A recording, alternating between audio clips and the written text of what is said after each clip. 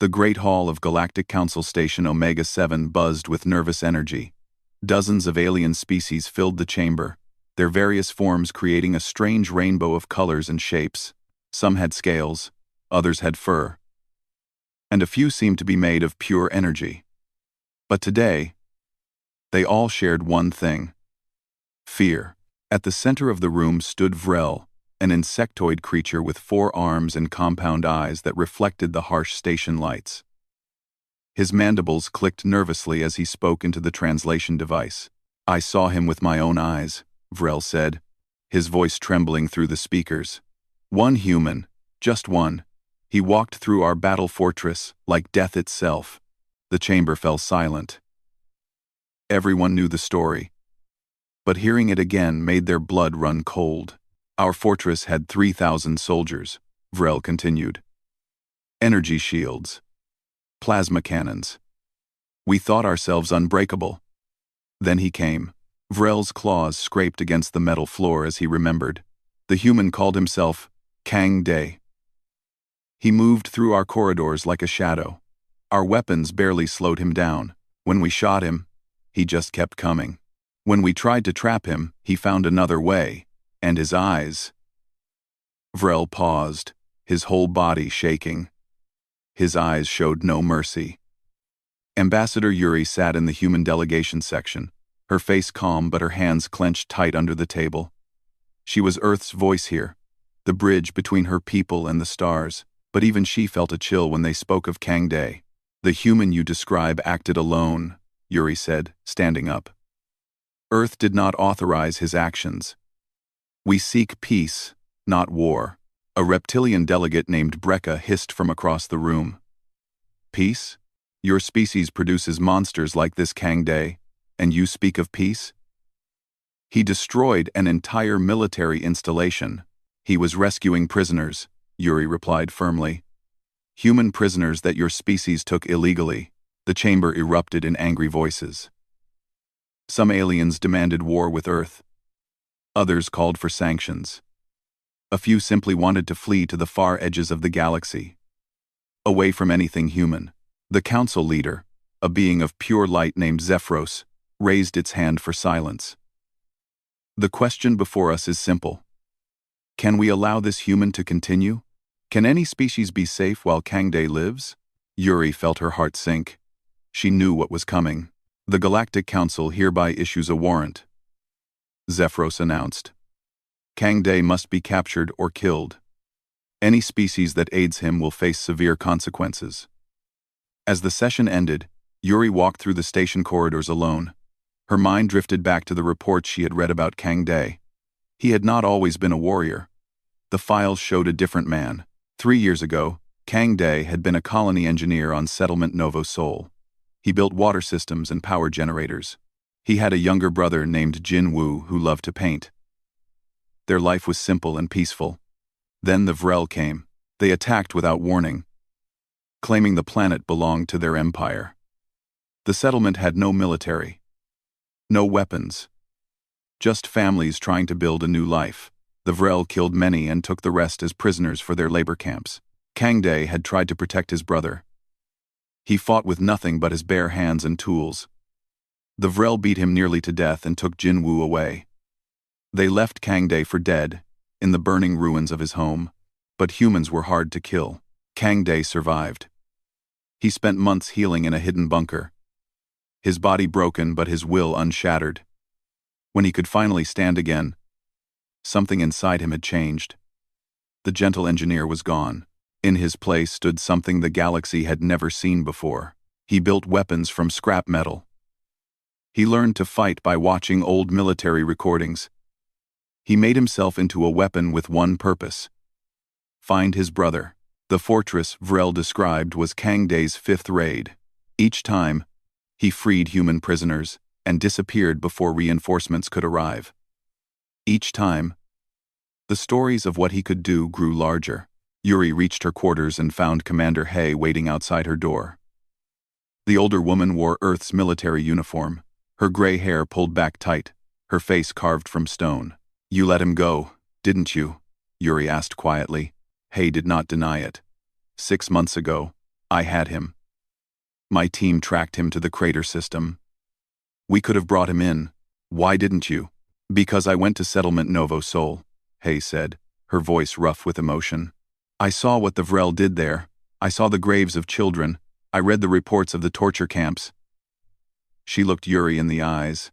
Tell me, Ambassador, if it was your brother, what would you do? Yuri had no answer. The aliens fear him because he shows them what humans really are, Hay continued. We are not the strongest species. We are not the fastest or the smartest. But we do not give up. We do not forget. And we do not forgive those who hurt our families. The Council will send hunters after him, Yuri said. Let them, Hay replied with a cold smile. Every hunter they send will come back with more stories, more fear, and maybe, just maybe, the next time an alien species thinks about attacking human colonies, they will remember the name Kang Day. Far across the galaxy, on a small ship, drifting through an asteroid field, Kang Day sat in the dark cockpit. The Council's transmission played on his screen, showing his face, listing his crimes, promising rewards for his capture. He listened to all of it without expression. When it ended, he pulled up another file. It showed a grainy image of a Vrel research facility. His intelligence said they held high-value prisoners there. Somewhere in that facility might be Jin Woo. Kang Day touched the picture of his brother he kept on the console. Jin Woo's smiling face looked back at him, frozen in a moment before the world burned. I am coming for you, Kang Day whispered to the image. No matter how many stand in my way, no matter how long it takes, he set course for the facility. Behind him, the galaxy spoke his name with fear. Ahead of him, more aliens would learn why that fear was justified. And somewhere in the dark, between stars, a brother waited for rescue. Not knowing that the most dangerous human alive was coming for him, the legend was just beginning. The ice planet Frostheim lived up to its name. Wind howled across endless white plains, carrying snow that cut like tiny knives. The temperature could freeze most alien species in minutes. But the Council had tracked Kang Day here, and where he went, hunters followed. Tay checked his rifle for the third time, his breath fogging inside his helmet. At 24 years old, he was one of Earth's best mercenaries. The Council paid well for human hunters, thinking only another human could catch Kang Day. Tay needed the money. His family on Mars needed medicine. And this one job could pay for years of treatment. But his hands would not stop shaking. Nervous human? Brekka asked, his reptilian scales glinting in the pale light. The bounty hunter led a team of 12 aliens, all experienced killers. You should be. Your kind is dangerous. I can handle him, Tay said, trying to sound confident. Brekka laughed, a sound like rocks grinding together. We have tracked him for 3 days. We know he is in the canyon system ahead. We have set traps. We have blocked every exit. Today, the legend dies. The team moved into the frozen canyons, their scanners searching for heat signatures. The walls rose high on both sides, creating narrow passages filled with shadows. Every step echoed strangely in the ice. Tay felt eyes watching him. He spun around, rifle ready, but saw nothing. Just ice and snow and the rest of the team spreading out. Contact! Someone shouted. Energy blasts lit up the canyon. The team rushed forward, surrounding a cave entrance. They found equipment inside, still warm, a cooking unit, spare ammunition, but no Kang Day. He was just here, Brekka growled. Search everything. While the others tore through the cave, Tay noticed something. Scratches on the ice wall, leading up. He looked higher and saw it too late. Kang Day dropped from above, landing among the aliens like a falling star. What happened next burned itself into Tay's memory. Kang Day moved with impossible speed and precision. His knife found the weak points in armor. His strikes broke bones and crushed weapons. In 10 seconds, 4 aliens lay on the ground, not moving. The others opened fire, but Kang Day was already gone, disappearing into a side passage. Brekka roared orders, splitting the team to pursue. That was exactly what Kang Day wanted. The next hour became a nightmare. Kang Day picked them off one by one. He used the canyon like a weapon, knowing every turn, every hiding spot. He set off ice avalanches. He lured hunters into dead ends and ambushed them. And he never stopped moving. Tay found himself separated from the others, lost in the maze of ice. His radio crackled with screams and then static. One by one, his teammates went silent. He pressed against a wall, trying to control his breathing. "You are Tay," a voice said behind him. Tay spun, raising his rifle, but Kang Day was faster. He knocked the weapon aside and pinned Tay against the ice. Up close, Tay could see the scars covering Kang Day's face and arms, burns from energy weapons, cuts from blades. This was a man who had died a dozen times but refused to stay dead. "Please," Tay gasped. "I have a family. They need medicine. I just needed the money." Kang Day's eyes studied him. They were not cruel, but they were empty of mercy. "A doctor named Na. She said she treated you once. Said she knew your weaknesses." Something flickered in Kang Day's expression. "Na is alive?" "Yes. The council has her under protection. She gave them medical files about you." Kang Day was quiet for a moment. Then he released Tay and stepped back. "Go home to your family. Tell the council that sending humans after me will not work. Tell them every hunter they send will come back with more fear. Or not come back at all. You are letting me live? I do not kill my own people unless they force me to," Kang Day said. "You were desperate, not evil. Remember this, Mercy, and do not hunt me again." Tay nodded, unable to speak. Kang Day disappeared into the snow like a ghost. It took Tay 3 hours to find his way back to the landing zone. Of the 12-member team, only he and Brekka survived. The reptilian bounty hunter sat in the shuttle, his scales pale with shock. "He is not human," Brekka whispered. "He is something else, something worse." The transmission Brekka sent to the council went viral across the galaxy. His terrified description of the hunt spread to every species. Parents told their children about the human demon who hunted in the ice. Soldiers checked their weapons twice before sleeping, fearing Kang Day might come for them. Meanwhile, Kang Day sat in his ship, reviewing the information Tay had given him. Na was alive. She had been his medic during a raid 2 years ago, patching his wounds in a stolen medical bay. He thought she died when the facility exploded. Learning she survived brought a rare smile to his face. But she gave the council his medical files. That meant they knew about his condition. Kang Day pulled up his shirt, revealing his torso. Scars covered his skin, but worse were the black veins spreading from his chest. The Vrel had tortured him with experimental toxins before leaving him for dead. The poison never fully left his body. It was slowly killing him, eating away at his organs. Na knew this. She had told him he had maybe 2 years left. 3 if he was lucky. That was why he pushed so hard. Why he took impossible risks. Time was running out to find Jin Woo. He accessed his communication network and sent an encrypted message to Sol, his hacker contact. Sol was a genius with computers, able to break into almost any system. If anyone could find where the council was keeping Na, it was Sol. The reply came back within an hour. Na was on Station Omega 7, the same place where the council met. She was being held in protective custody. But Sol could create a window for extraction. Kang Day did not hesitate. He plotted a course for the station. The council wanted to use Na against him. They did not understand that protecting her was exactly what would bring him to them. As his ship jumped to faster-than-light travel, Kang Day thought about the hunters he spared. Tay would go home to his family. Brekka would spread more stories about the terrible human. Each story, each fearful whisper, served a purpose. The more the galaxy feared him, the more they hesitated to hurt humans. The more they hesitated, the safer colonies like Novo Sol would be. His actions painted all of humanity as dangerous, as beings not to be trifled with. It was a burden he carried alone. The gentle man he once was would have hated what he had become. But Jin Woo needed him. Na needed him. And somewhere out there, other humans suffered in alien captivity, waiting for someone strong enough to save them.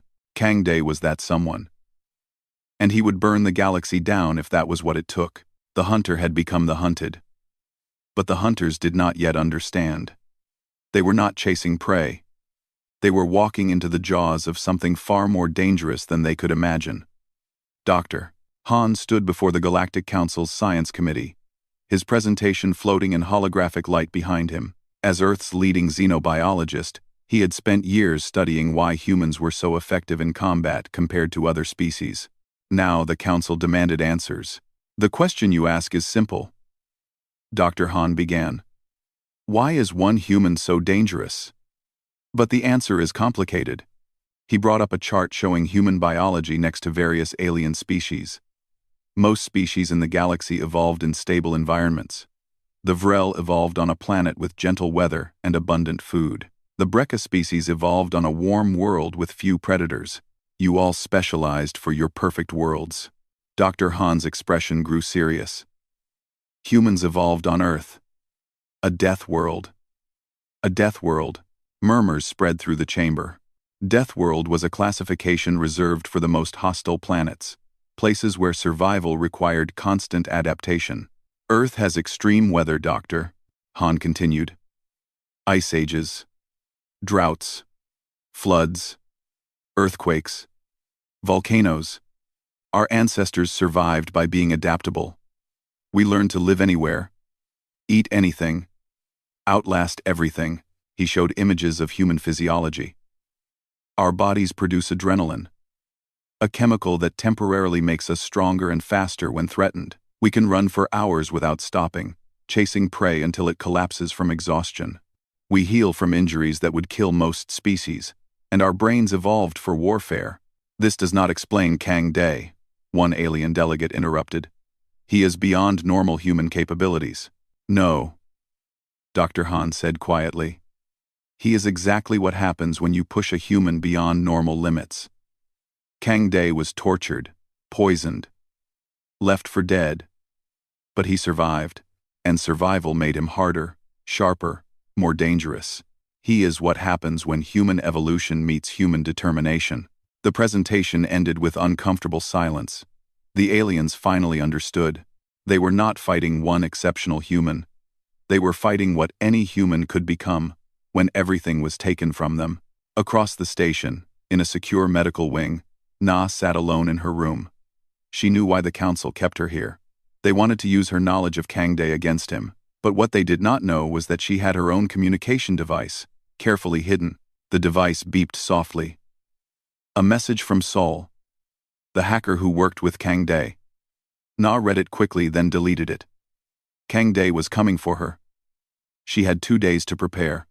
Na remembered meeting Kang Day 2 years ago. She had been working in a medical facility when he raided it, looking for prisoner records. He was injured badly, bleeding from multiple wounds. Any normal person would have been dead, but Kang Day just wrapped the wounds and kept searching.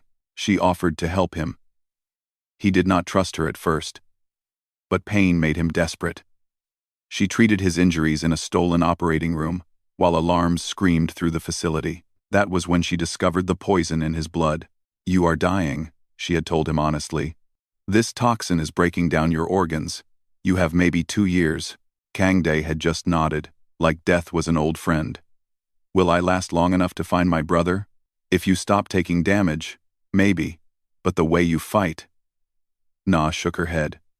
You will be lucky to see 1 more year. He thanked her and disappeared into the chaos of the raid. Na thought she would never see him again. Then the facility exploded from charges he had set, and she barely escaped. The council found her in the wreckage and brought her here for questioning. Now, sitting in her locked room, Na made a choice. When Kang Day came, she would help him. Not because she agreed with his methods, but because she understood his reasons. The galaxy had taken everything from him. The least she could do was give him a fighting chance. Meanwhile, Sol worked frantically in her hidden workspace on a mining station far from civilized space. Her fingers danced across multiple keyboards, breaking through security systems like they were paper walls. Sol was a genius with code, able to infiltrate even the most protected databases. She pulled up classified council files, searching for anything about human prisoners. What she found made her blood run cold. There were dozens of secret facilities holding humans. The council knew about them but did nothing. Some facilities ran experiments, testing human limits. Others used humans as slave labor. And in one facility, a high-security research station called Black Star, they held someone special. Saul enhanced the image.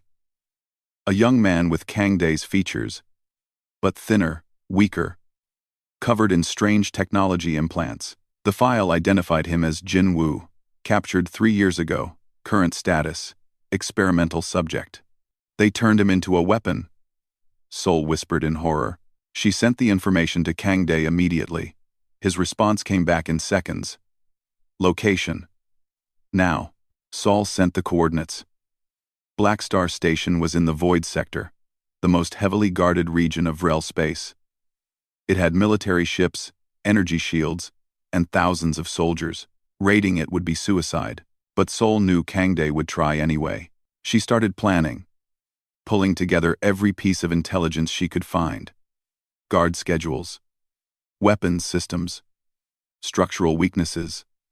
If Kang Day was going to storm Black Star, she would give him every advantage possible. Back on Omega 7, Ambassador Yuri met secretly with Commander Hay in a shielded room where no one could listen. Yuri placed a data chip on the table between them. This contains everything I know about Kang Day's next move, Yuri said. He is going after Black Star Station. Hay picked up the chip, her expression unreadable. You want me to stop him. I want you to help him, Yuri said. The Council has been lying to us. They knew about human prisoners and said nothing. If this information goes public, it could start a war between Earth and the alien species. We need to control this situation. By helping the most wanted human in the galaxy raid, a military research station?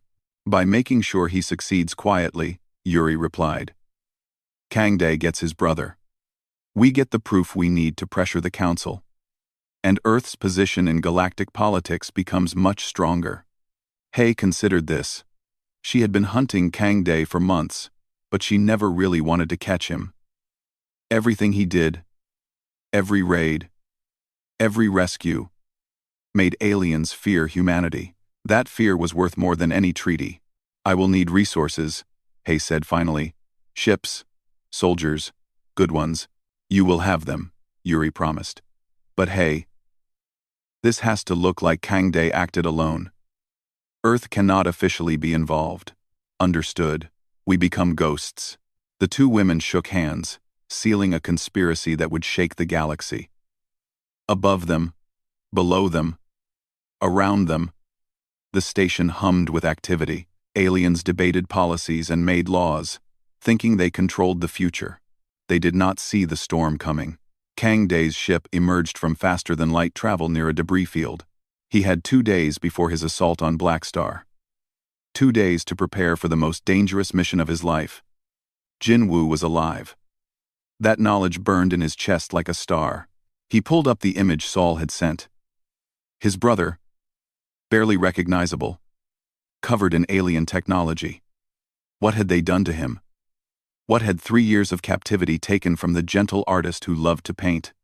Kang Day touched the picture on his screen. I am coming, brother. Hold on just a little longer. No matter what they did to you, we will fix it, I promise. The galaxy whispered his name with fear. Soon, they would have even more reason to tremble. The prisoner transport ship approached Black Star Station slowly, broadcasting proper identification codes. Inside the cargo hold, Kang Day waited in the darkness with 5 others who had volunteered for this impossible mission. Hyun checked her weapons one last time. She was Earth Special Forces, sent by Commander Hay to provide support. Officially, she was on leave. Unofficially, she was here to make sure this raid succeeded. 2 minutes to docking, Hyun whispered. Everyone ready? Ray nodded silently.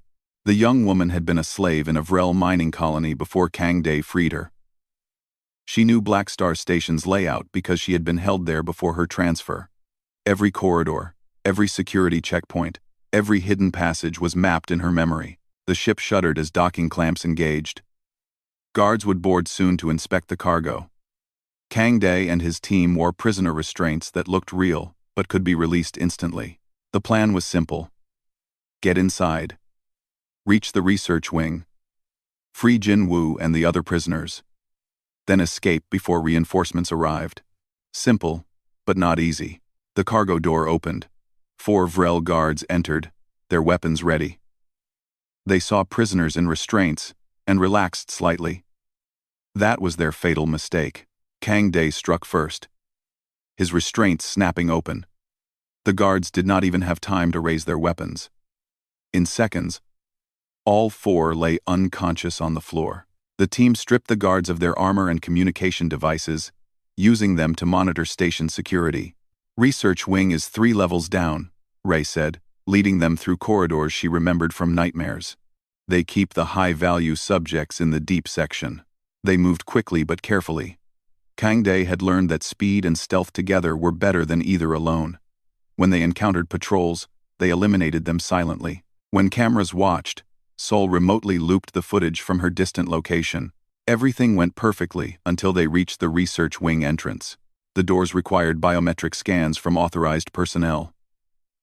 Kang Day placed his hand on the scanner anyway, knowing it would fail. Alarms immediately screamed through the station. Well, there goes stealth, Hyun muttered, raising her rifle. We knew this part would be loud, Kang Day said calmly. He placed explosive charges on the door and stepped back. The blast tore through the metal, revealing the corridor beyond. Soldiers poured toward them from both directions. Energy blasts lit up the hallway. Hyun and the others took cover, returning fire, but Kang Day walked forward into the storm of weapons fire, his armor absorbing hits that would kill normal humans. This was what the galaxy feared. Not just human skill, but human refusal to stop. Kang Day had been shot dozens of times in past fights. His body carried so many scars that smooth skin was rare. Pain was just another companion on his mission. He reached the soldiers and chaos erupted. His knife found gaps in armor. His strikes broke bones.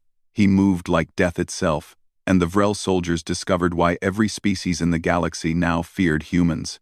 The team pushed forward, fighting through 3 checkpoints. Bodies littered the floor behind them. Alarms screamed.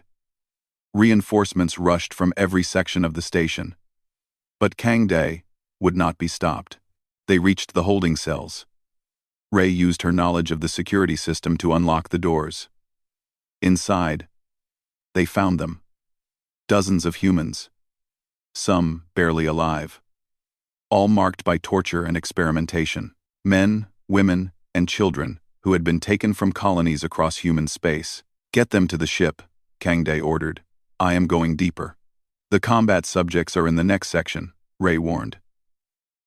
That is where they keep the dangerous ones. Kang Day's jaw tightened. If they made his brother dangerous, he would free Jin Woo anyway. He left the team to evacuate the rescued prisoners and went alone into the depths of Blackstar. The final corridor was different. Reinforced walls, heavy security doors, and silence. Kang Day felt his heartbeat quicken. After 3 years of searching, after dozens of raids, after becoming the monster the galaxy feared, he was finally here. He blasted through the door and entered a large chamber. Inside stood Jin Woo, but not the brother Kang Day remembered. His body was covered in metallic implants. His eyes glowed with an unnatural light. Cables connected him to machines that hummed with power.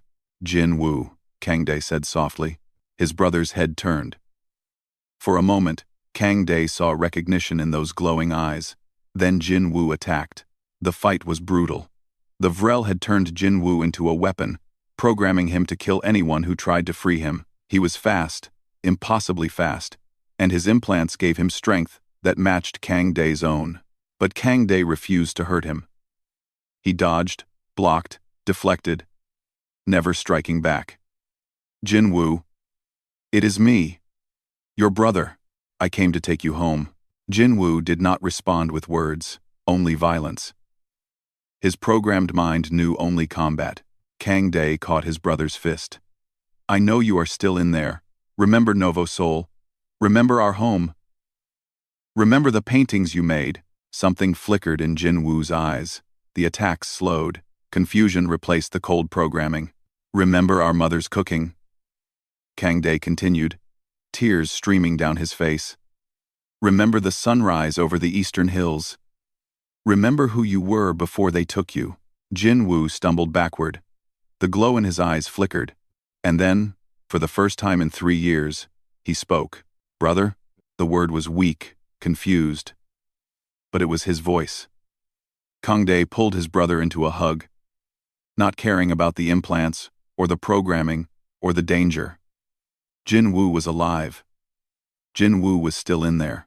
I have you now, Kang Day whispered. I will never let them take you again. Alarms suddenly changed pitch. A mechanical voice announced through the station. Self-destruct sequence activated. 10 minutes to detonation. Alarm self-destruct. 10 minutes to detonation. Overlord Thex appeared on nearby screens, his insectoid face twisted with rage.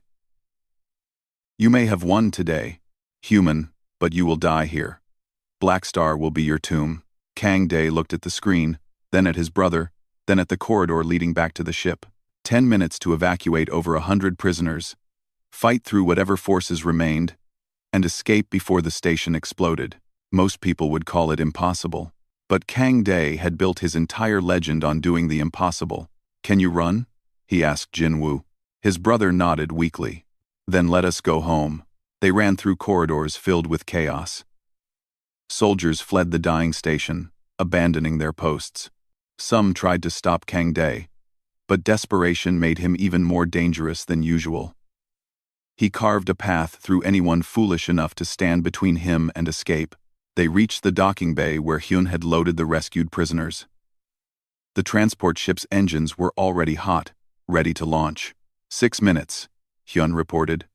We are not going to make it. Yes, we are, Kang Day said firmly. He helped Jin Woo onto the ship and turned back. Soul? Are you hearing this? Soul's voice crackled through communication. I hear you. What do you need? Override the station's docking clamps. All of them. Make every ship undock at once. That will cause complete chaos in the launch corridors. That is the idea. Sol worked her magic. Suddenly, dozens of ships started undocking simultaneously, crowding the exit lanes, blocking any organized pursuit. In the confusion, Kang Day's transport slipped away. Behind them, Black Star Station exploded. The blast lit up space like a newborn star. 3 years of torture and experiments, destroyed in one brilliant flash. Inside the transport, Kang Day sat with Jin Woo, holding his brother's hand as Na worked to disconnect the implant safely. The other rescued prisoners watched with grateful eyes. They had been saved by the human the galaxy feared. We did it, Hyun said quietly. Kang Day nodded, but his face showed no satisfaction. This was just one station. There were others. More prisoners still suffering. More aliens who needed to learn that humans protect their own. But tonight, he had his brother back. That was enough. The footage spread across the galaxy like wildfire. Someone on Black Star Station had recorded everything before the explosion.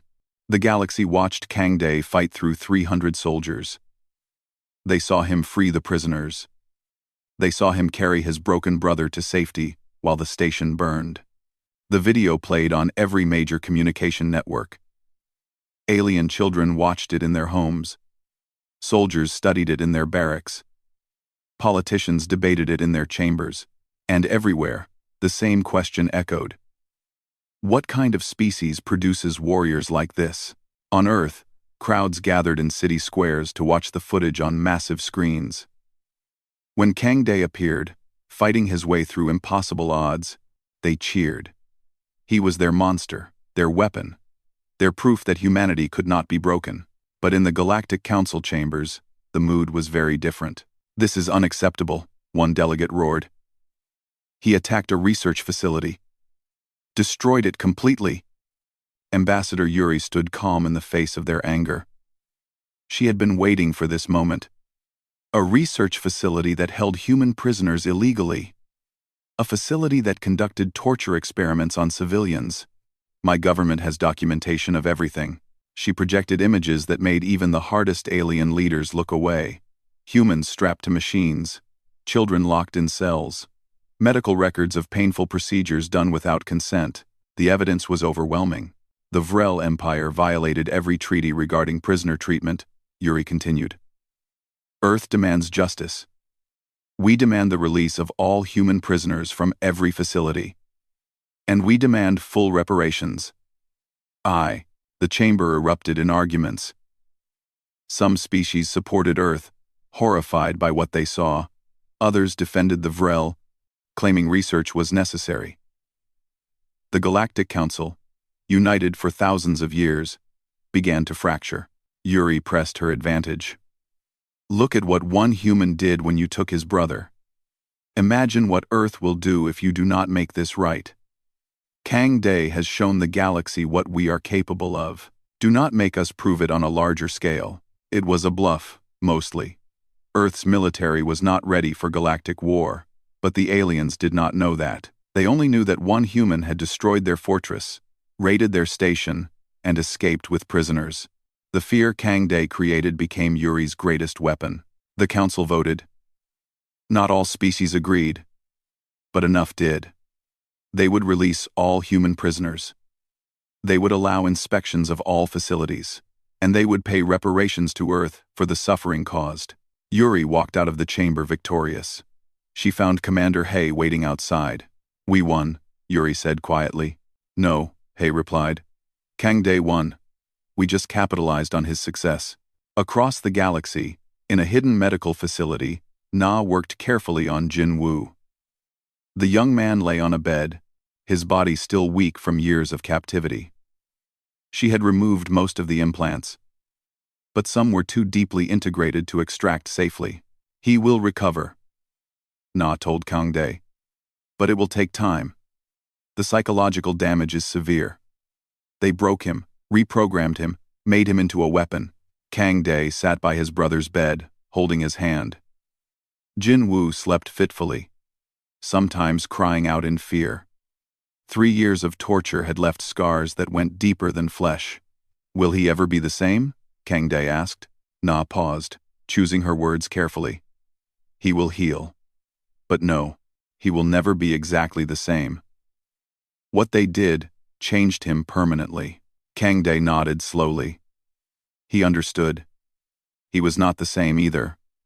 The gentle engineer who once built water systems was gone. In his place was a warrior who made galaxies tremble. How long do I have? Kang Day asked suddenly. Na checked her medical scanner. The poison in his blood was worse now. Spread further. All the fighting and damage had accelerated its progression. 6 months, she said honestly. Maybe less if you keep pushing yourself. Enough time, Kang Day said. Enough time for what? He showed her a data file Saul had sent. It contained information about a shadow organization that operated behind the Galactic Council. They had orchestrated the conflicts between humans and aliens, testing human capabilities, studying their limits. They created this situation, Kang Day said, his voice cold. They wanted to see what humans would do when pushed. They used my brother as bait. They used all those prisoners as experiments. Na felt a chill run down her spine. What are you going to do? What I do best, Kang Day replied. Hunt. In the days that followed, the rescued prisoners were returned to Earth. Their stories spread through human colonies. They spoke of their suffering and their rescue. They spoke of Kang Day, the warrior who came for them when no one else would. Jin Woo woke fully for the first time since his rescue. He looked around the medical bay, confused and frightened. Then he saw his brother sitting beside the bed. Kang Day? Jin Woo's voice was rough from disuse. I am here, brother. You are safe now. Jin Woo began to cry. Not from pain, but from relief. I thought I would die there. I thought you were dead. They told me everyone was dead. Kang Day held him while he cried. They lied. I survived, and I spent 3 years searching for you. I would have searched 30 more if needed. What did they make me do? Jinwoo asked fearfully. I remember fighting you. I remember trying to kill you. You were not in control. They programmed you. None of it was your fault. But what if the programming is still there? What if I hurt someone? Na stepped forward. I will help you. The implants are mostly gone. What remains, we can manage. You will heal, Jinwoo. It will take time, but you will heal. In the following weeks, Jinwoo slowly recovered. He started painting again, using art to process his trauma. His paintings were dark at first, full of pain and fear. But gradually, color returned, hope returned. Kangdae watched his brother heal and felt something he had not felt in years. Peace. He had accomplished his primary mission. Jinwoo was free. The other prisoners were free. Earth's position in the galaxy was stronger, but the shadow organization still existed, and Kangdae's time was running out. Sol contacted him with new intelligence. I found them. The organization calls itself the Architects. They have been manipulating galactic events for centuries. They see species as experiments, testing which traits make the best warriors. Where are they? Kangdae asked. Sol sent coordinates. Their headquarters is in the void. No one knows the exact location, but I narrowed it down to a sector. It will be dangerous. More dangerous than anything you have done before. Good, Kangdae said. I want them to know I am coming. He prepared his ship for one final mission. Hyun volunteered to come with him, but he refused. This was personal. The Architects had destroyed his life, broken his brother, and caused suffering across the galaxy. They would answer to him alone. Before leaving, Kangdae visited Jinwoo one last time. His brother was painting in the garden, his face peaceful. You are leaving, Jinwoo said without looking up. Yes. Will you come back? Kangdae wanted to lie, to promise he would return, but he respected his brother too much for that. I do not know, but I need to finish this. The people who hurt you, who hurt all of us, they need to face justice. Jinwoo finally looked at him. You mean revenge? Maybe. Does that make me a monster? No, Jinwoo said quietly. It makes you my brother. The one who never gave up on me. The one who became a legend to save me. He stood and hugged Kangdae. Thank you. For everything. But please, come back if you can. I will try. Kangdae's ship left the station and jumped into the dark between stars. Behind him, the galaxy buzzed with activity. Earth negotiated new treaties. Rescued prisoners reunited with families. And everywhere, on every world, parents told their children stories. Stories of the human warrior, the one who would not quit, the one who made empires tremble, the one whose name became a warning whispered in the dark, Kangdae. On alien worlds, mothers would tell their children, behave, or the human will come for you. Soldiers would check their weapons twice, fearing his arrival. Politicians would think carefully before threatening human colonies.